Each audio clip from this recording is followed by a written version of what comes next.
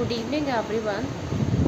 पहले तो मैं ये बता दूं कि मैं एक सिंपल हाउसवाइफ हूँ, एक सिंपल मदर हूँ और कुछ भी नहीं। मुझे कुछ नॉलेज नहीं है। मैं कोई थेरेपिस्ट नहीं हूँ, बस एक माँ हूँ जिसे सिर्फ कोशिश करनी है। ये देखो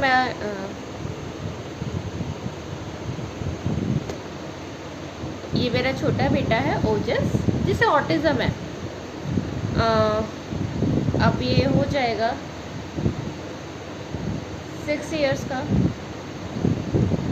तो काफ़ी सारे इश्यूज आते हैं। सबसे पहले तो ये है कि अपने इंडिया में अवेयरनेस की कमी है। जैसे गवर्नमेंट ने स्टेप्स लिया कि पोलियो ड्रॉप्स, है ना, एड्स के बारे में हमें अवेयर करा। तो मुझे लगता है गवर्नमेंट को नेशनल लेवल पे भी ये अभियान चलाना चाहिए कि ऑटिज़म एक लाइलाज बीमारी तो नहीं है, इट्स क्योरेबल। इसका ट्रीटमेंट हो सकता है। ट्रीटमेंट क्या है? हमें स्पीच थेरेपिस्ट की हेल्प ले सकते हैं। हम ओटी की भी हेल्प ले सकते हैं, जो ओटी थेरेपिस्ट होते हैं। एक्सरसाइज करा सकते हैं, बच्चे को पिक्टोरियल से समझा सकते हैं। पहले मुझे लगा था when I got to know कि my child is suffering from autism, I don't know what is autism.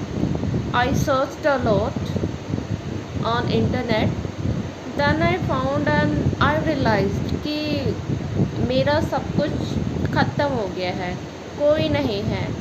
या तो I curse myself, I use to curse myself, I use to curse my child. फिर घूमे हम। ये पता है autism की दुनिया ना बहुत छोटी सी है, और हम काफ़ी अच्छे थेरेपिस्ट से मिले इस 3 साल की जो मेरी जर्नी है, जिसने बहुत कुछ अच्छा किया। और कुछ थेरेपिस्ट ऐसे भी हैं जो ये सोचते हैं कि हाँ, इस लाइन में जो है बहुत पैसा है, वो अपना खोल लेते हैं सेंटर वगैरह, but they give us not a good result. They are there for money, for earning money, not to providing facility. तो मैं उनका नाम तो नहीं लूँगी कि जिन्होंने सिर्फ पैसा कमाया या कुछ एफर्ट्स नहीं डाले। हमें लगता है कि हाँ, बच्चा जा रहा है वहाँ पर, कुछ सीख रहा है, तो शायद कुछ होगा, बट वो मेरी लाइफ में काफ़ी वेस्ट टाइम गया।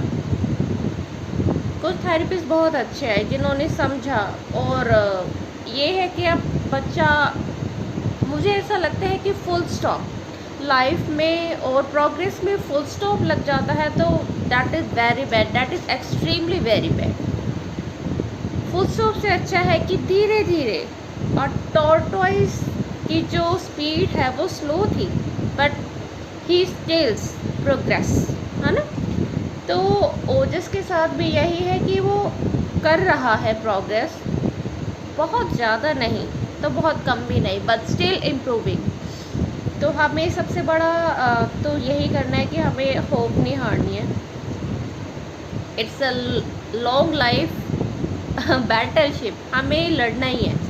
क्योंकि देखो, मेरे पास तो कोई ऑप्शन नहीं है, I don't have any option. मुझे तो मेरे ओजस को इंडिपेंडेंट करना ही है, बाय हुक और by crook, I have to do it. पर मेरी और पेरेंट्स से है गुजारिश है, प्लीज़ आप होप ना छोड़ें। अगर बच्चे को एक नॉर्मल स्कूल में मिल रहा है, एनवायरनमेंट मिल रहा है, तो आप उसे स्कूल भी भेजें, आप उसे थेरेपीज़ भी करवाएं, और घर में भी कराते रहे, क्योंकि दे नीड्स लव।